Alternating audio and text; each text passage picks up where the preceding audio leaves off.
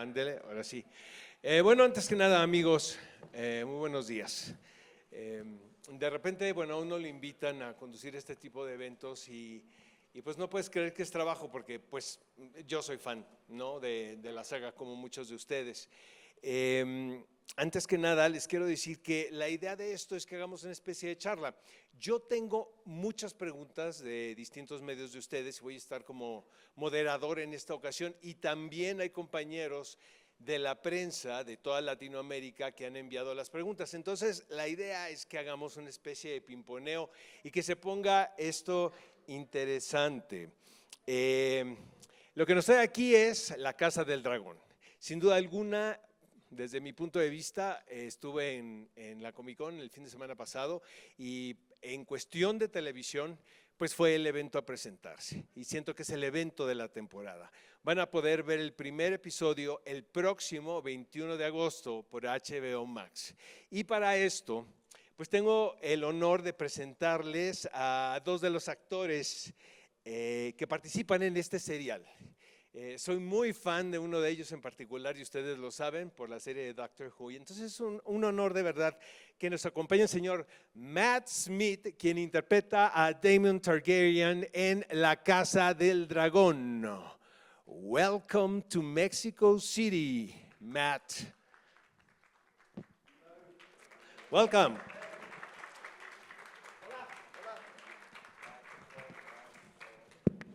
Y el señor Fabien Frankel, quien interpreta a Criston Cole en esta serie que es La Casa del Dragón. Fabián. Hola. Hola. Fabián habla perfecto español, ya lo escuchan. Hablas un poquito. Hey guys, first we're going to do a mix of questions because we have a lot of them. We have questions from Latin America, from media from Latin America, and of course Mexico City. But the first one, it's mine. I was in San Diego Comic Con and I was in the panel of La Casa del Dragón.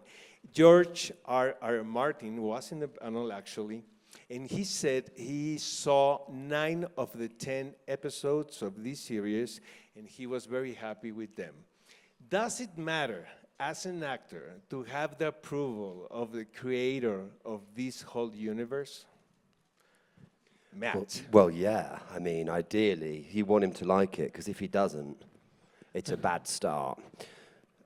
So yeah, of course, you know, we're really thrilled that George enjoyed it. He's obviously a good audience for it. He understands the material because he's originated it all. So yeah, you know, hopefully that's a good start and everyone else can see all 10 and follow suit. Fabián. Yes. Sí. How many of the episodes have you seen? We've seen one. Just one. Just the same as some people here probably, yeah. What was your reaction when you saw the first episode? I was very proud of everyone. It's quite surreal when you make a show like that, and you have, you know, like this cast of friends that you make throughout the show, and you experience this whole thing together, and then you finally get to see it, and it all comes together. I felt very proud of all the actors in the show. Would it be okay to stop the flashes now? Niños, podemos, yo creo que parar un poco de tomar fotografías con el flash. Así está perfecto. Gracias. Matt, and this question is for both. How did you approach the character? Because you have a lot of material. You have the books, of course. You have the scripts. You have the TV show. As an actor, how do you start constructing the character? Fabs, Darling? Age before beauty. You know, we had the books, like you said, so that was the first thing I went to after reading the scripts. And, you know, you try and, at least for me, I looked at the original show, characters who were from Dawn, like Oberon Martell, or, you know, and I looked at sort of the way that he played everything. I don't think I've done as much of a good job as he has. But Well, no, I don't agree. I think you've done a brilliant job. well, thank you. He's fabulous in it. Yeah, and then, you know, you kind of, also you're kind of learning on the way. You know, you have like this amazing cast of actors, you sort of look at how they do everything and then steal as much as you can. In your case, Matt? Yeah, look, you know, we've got the book, which is a great source, obviously. We had all 10 scripts really early. And for me, it was like any other process. You try and investigate and mine and understand as much as you can about the world and the context of the thing that you're in. And then, you throw caution to the wind. I mean, luckily with a character like Daemon, what I liked about him is there's a real ambiguity to him. Nothing's black and white. There's always these grey areas in the middle. And I thought there was something very interesting in there. You can take it, it allows for a degree of invention. Exactly, I agree with you. Characters, they're not like heroes or villains, that's one of the assets of the books because they're so complex. They're very grayish, which is good for the audience and the readers. This question is from Reforma, and it says, when Game of Thrones was released, there was a lack of fantasy shows on TV. And of course, Game of Thrones was a total blast. Now, seems there are a lot of competition, like Rings of Power, Wheel of Time, Star Wars, the Marvel shows. What are the assets of La Casa del Dragón, the House of the Dragon? What can make this show more attractive? Well, I don't know if it's more attractive. We're very excited to see Lord of the Rings. Matt and I are. Yeah, we are. We are. And we got to meet some of the cast at Comic-Con, and they were, it was a nice feeling. They were excited about our show, and we were excited about their show. At least on the surface. Yeah, exactly. Maybe they were pretending, but we don't know. But we are. Yeah, no, we are. I think that,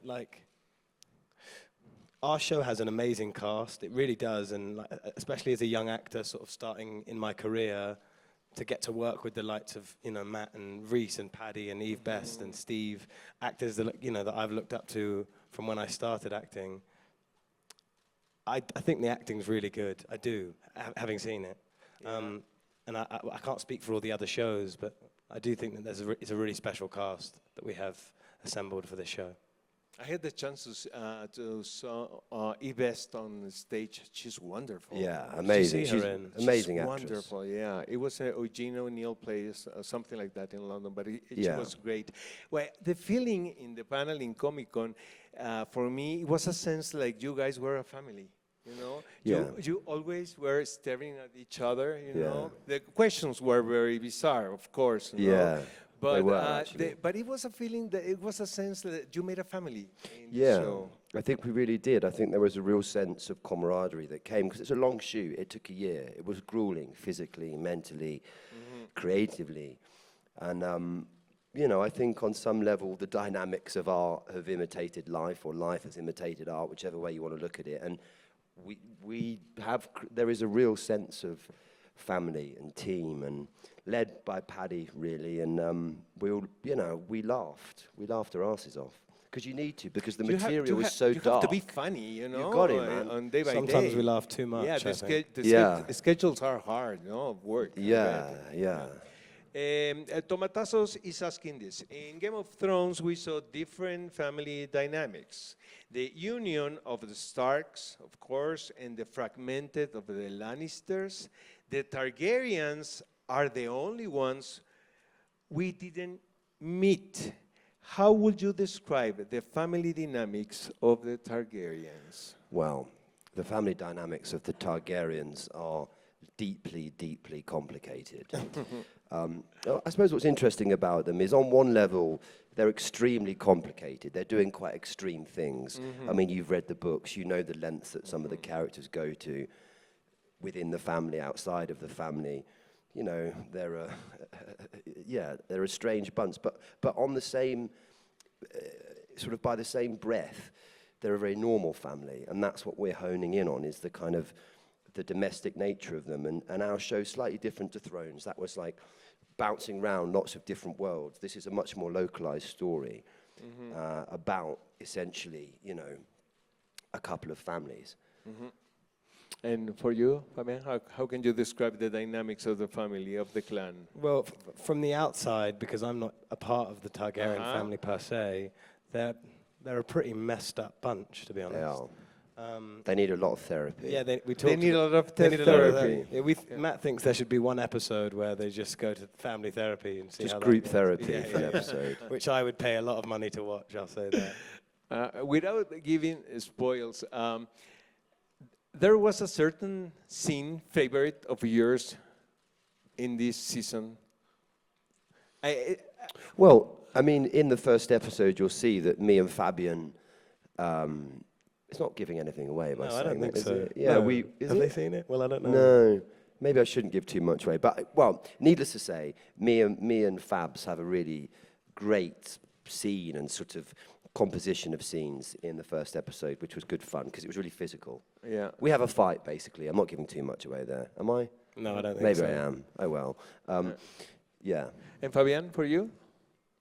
There was a bunch of young actors who came in, Ewan Mitchell and Tom Glencarny and Thea, who I got to act with a lot. So anytime I was in scene, they're all kind of. I mean, Tom's actually very established, but Ewan and Thea are pretty fresh out of acting school in Thea's case, and Ewan's been doing it for a little bit of time.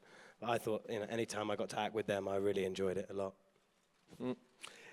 This is a question for Matt de El Clarín from Argentina.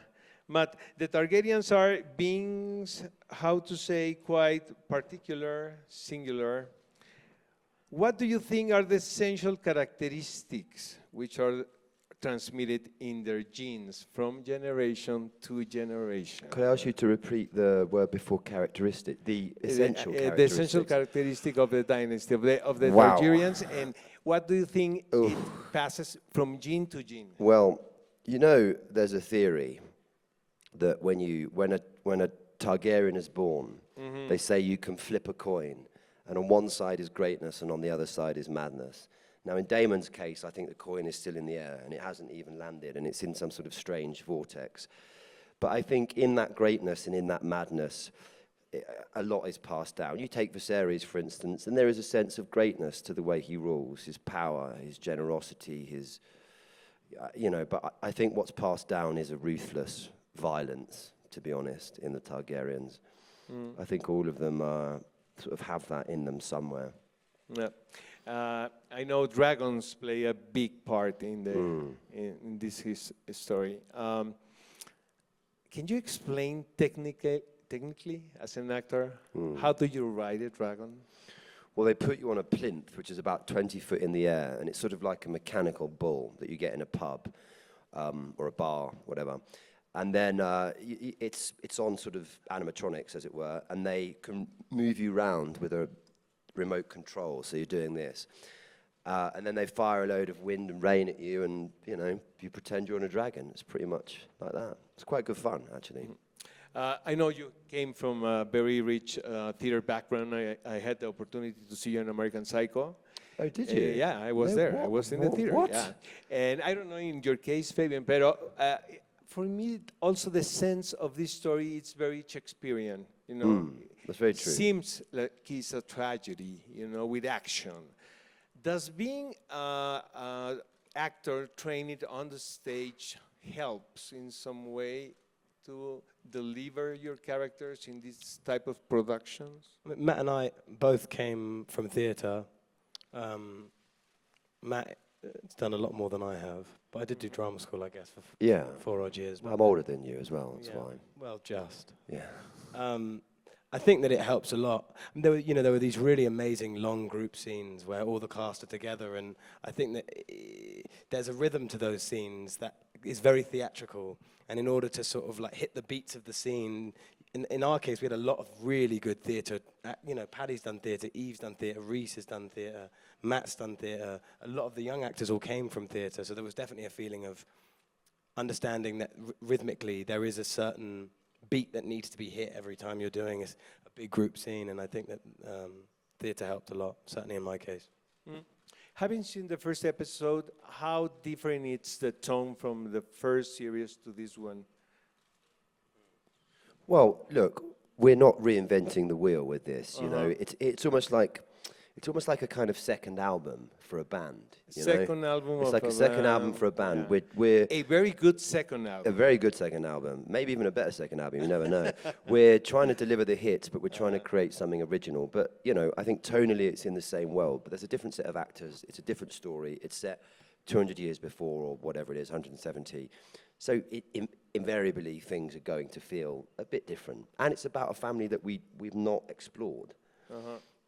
Guys, tell me, working with Miguel Sapochnik, he had directed a very important episodes in the first series, like the Battle of the Bastards. Yeah. I bet he's a very creative, director on the set. How can you describe the relationship with him?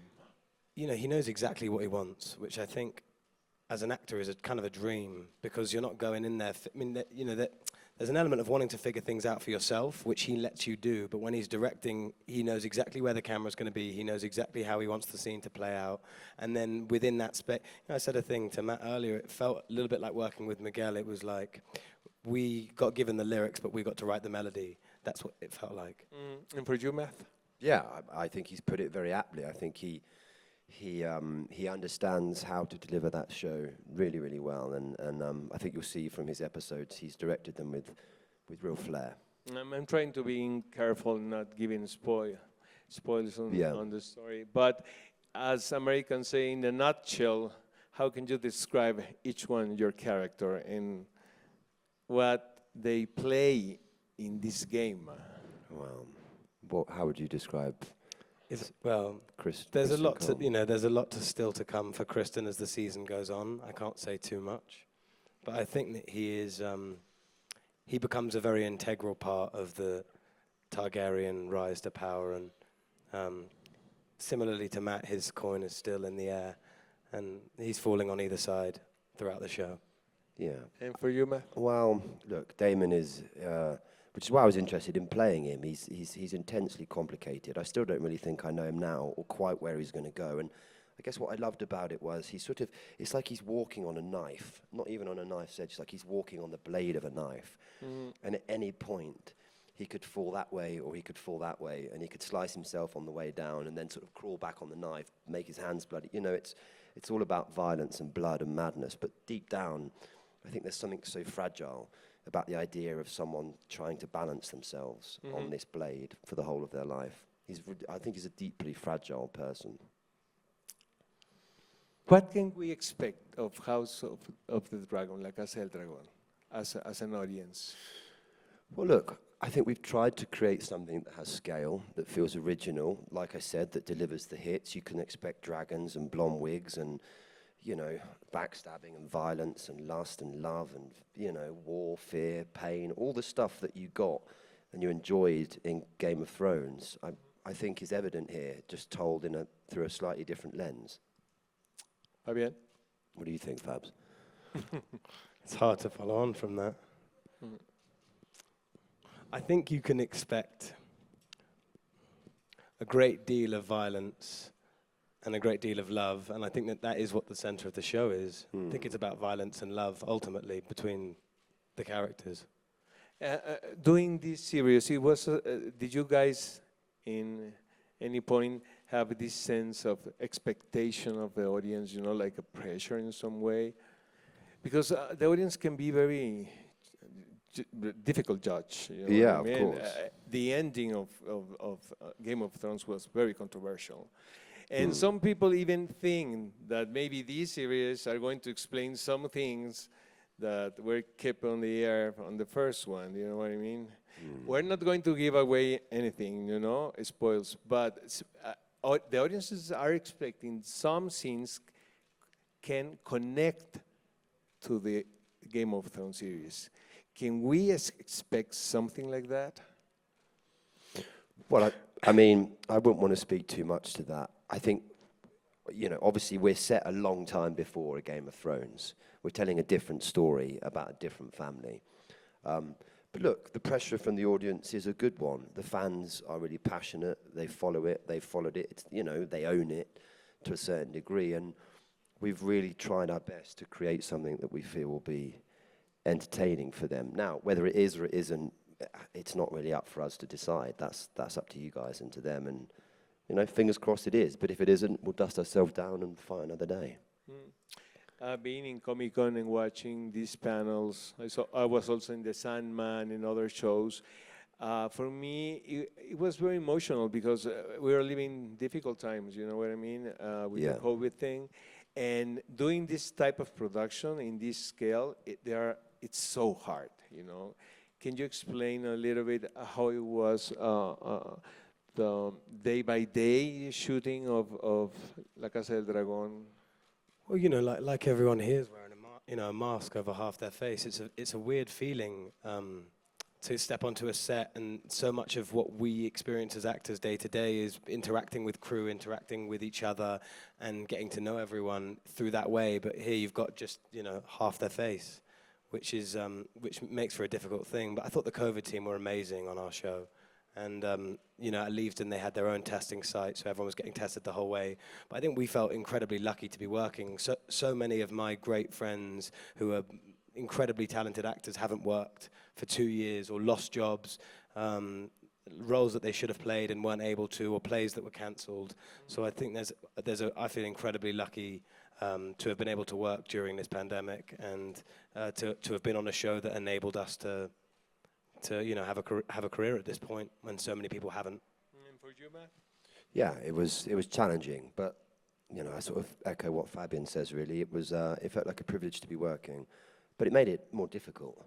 You know, it made the shoot longer and harder to complete, but compared to what other people were going through, it was, you know, it wasn't so bad. People were losing their lives, becoming really ill. It was a crazy time, right? Yeah. GQ magazine is asking this for you specifically, Matt. How challenging was to create a character as something new when Daenerys Targaryen was such an iconic figure around the world? Well, it's a bit like the show, really. You know, you're inheriting a legacy and trying to add to it, I suppose. I mean, it didn't come into my thinking at all because, you know, kind of Daenerys is my great niece or granddaughter or whatever it is. So she's just a twinkle in the eye at the moment. What's gone before is, you know, so that gives you a degree of license, really. It didn't enter my thinking at all. Also in the panel, someone said that Martin was very close to the production. Was he? I think I'm sure he was with Ryan and the writers. Okay. You know, it was different for us because he wasn't able to fly out to the UK while we were shooting. So we didn't actually get to meet him till then, but I'm sure that behind the scenes he had, you know, I'm sure him and Ryan were discussing a lot about the show, but we weren't privy to that. Okay. SDP Noticias is asking, taking into account how extensive the Song and Ice and Fire universe is, why do you think it's important for House of the Dragon, La Casa del Dragón, to cover the Dance of Dragons passage specifically, and not another stories such as Robert's Rebellion or Aegon Targaryen Conquest? It's a very geeky question. No, but I think it's just it's a really interesting part of the book. Yeah, you know, it's an interesting point in the history. Really interesting point in the history of the world. Yeah, because you have, you know, for the first time ever, you have a king who's going to name his daughter to be heir to the Iron Throne, and that's a massive, you know, it's the first time that happens in the book. So, why, you know, that feels very relevant, yeah, especially today. I think that's why. Guys, how did you get this gig? It was easy for you to get the role? Was it easy for you? No, it definitely wasn't easy. I don't think it was a lot of luck. I think. I kept thinking. It always is a bit of luck, isn't it? Yeah, it's a lot of luck. I think that I kind of felt like I was dreaming when they told me. I got on a call with Ryan and Miguel. I'd done an audition. I got on a call with Ryan and Miguel, the creators. It was like late at night English time, and they said they kind of talked to me about like the tape and what they thought of it and all this stuff. And then they said, "Would you like to do it?" And I thought they were joking. And I ended up sort of feeling incredibly faint, drinking a lot of tequila, and calling my mum. Código Spaghetti is asking this. of Targaryen was one of Game of Thrones' favorites. What do you think so? The blonde wigs and the dragons. Everyone likes a blonde wig, right? Yeah, I think that they're a very striking family, aren't there? There's a sort of and invariably the dragons add to the myth. This is a very interesting question also to you, Matt. You have been Doctor Who. I was telling Matt backstage that he's pretty well known here in Mexico because of Doctor Who. I can't believe I'm sitting next Really? to Why? the 11th Doctor Me Who. neither. Oh man, I'm so pleased to be Why in the- Mexico City. Like so many people who've come here, I who are can't my believe friends this are is- like, it's the best city in the world. So tonight I'm going to check it out, man. Yeah. This is your first time here in My Mexico? first time in sir? Mexico. I mean, I've been to different parts of Mexico, but never to Mexico City. Yeah. And for you, Fabian? Same the first time. When I told my friends that I was flying, I'm going to say something. I found out that I was coming here yesterday morning. Yeah. We woke up from the premiere in London. I got a call from Matt at 9 a.m. He went, "Darling, come to Mexico." And I went, Because we were meant to come with Emma, but they couldn't Yeah. come because anyway, so they just couldn't come. I can't believe I'm here. I feel like I'm in a dream right now, to be They're honest. planning to go to Xochimilco. Do you think it's a good idea for them? Or What's if you want to Xochimilco? recommend them Yeah, somewhere else? somewhere fun. Shout out some They're recommendations. open. fun. They're open. Well, the question, Matt, it's very interesting. It's you have been on Doctor Who, one of the greatest TV series of all time. think so. Terminator, Marvel Universe. What attracts you to be in sagas, in franchise? Is that a coincidence? Is that luck, or is something that you look for? No, I think it's just luck and timing, as a lot of acting is. Are you available? Have you got an aptitude for the part? And, can you add something to it? And it was, it came up. I was lucky with Doctor Who. I was at the right age, in the right time. And my mum, weirdly, I had a long scarf at university. And when that part was announced that it was, that it was free, she said to me, "You should be the next Doctor Who." And then she said, "I think you will be the next." She actually said that to me. So yeah, it was luck, I think. Yeah. They want to end it. This is No. the last question. I'm sorry, guys. I'm trying to do my best here. Why do you think the George R. Martin universe is such popular all over the world and can touch everyone in the planet? I think that there are certain themes that relate to everyone. It doesn't matter the circumstances in which those themes are taking place, but most people have a family, most people fall in love, most people feel anger, most people feel anxiety, and he writes characters that feel all those things. And he puts them in this magical world where there are dragons and incredible dresses and bleach blonde hair. So you're kind of taking a bit of both, the fantasy mixed with reality, and I think that's what our show does. And Math. Well, I think there's, look, he writes great characters. There's huge depth and richness to the world he builds. And I think, I think he takes from history. I think he takes sort of literal historic events and, adds a fantasy layer to them. And in that process, something magical happens. And he's a wonderful writer. We're very lucky to have him. Thank you very much, guys, for Thank this you. wonderful session Yeah. this morning in Mexico City. Have a great time. We will, Yes. man. Acompáñenme a Thank you. Viva la despedir. México. Un aplauso al señor Thank you, guys. Matt gracias. Smith, Thank you. Fabien Frankel. Gracias. Thank you much, guys. Guys, they want... Bueno, just one.